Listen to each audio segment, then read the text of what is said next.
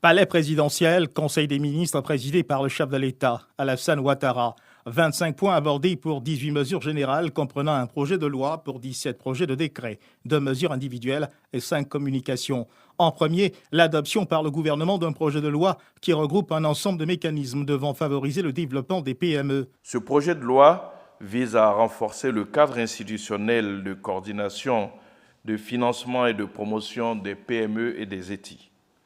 Ce nouveau dispositif introduit une définition harmonisée de la PME et de l'ETI, détermine un ensemble d'avantages spécifiques réservés aux entreprises nationales et étend le contenu local à tous les projets et initiatives soutenus par des financements publics ou des partenariats publics-privés. À noter également que le gouvernement renforce son engagement dans la lutte contre la corruption. Ce décret crée, en remplacement du comité de coordination des actions liées au mécanisme d'examen de l'application de la Convention des Nations Unies contre la corruption, mise en place en 2018, un nouvel organe dénommé Comité de suivi de l'application des conventions, accords et protocoles de prévention et de lutte contre la corruption. Le champ de compétences de ce comité de suivi s'étend à toutes les actions résultant de la mise en œuvre des conventions, accords et protocoles de prévention et de lutte contre la corruption signés et ratifiés par notre pays. Dans le secteur de la santé, l'adoption d'un décret qui réglemente, pour la première fois en Côte d'Ivoire, les transports sanitaires aériens et maritimes en lien avec le développement croissant des infrastructures y afférentes. Ce décret détermine les caractéristiques techniques des matériels et équipements requis, les compétences et composantes des équipages, ainsi que les modalités de l'habilitation des structures intéressées pour l'exercice des activités de transport médicalisé, terrestre, aérien et maritime. Au titre du ministère de l'Hydraulique, le Conseil a adopté 2 décrets pour le grand bonheur des populations habitant les villes de Bouaké et San Pedro.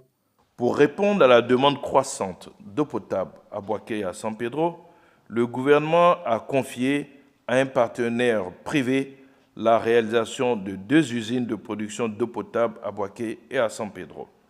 Ces 2 décrets approuvent séparément les 2 conventions signées avec la SI2E. Au titre du ministère des Finances du Budget, la mobilisation des ressources est jugée satisfaisante à fin juin 2025.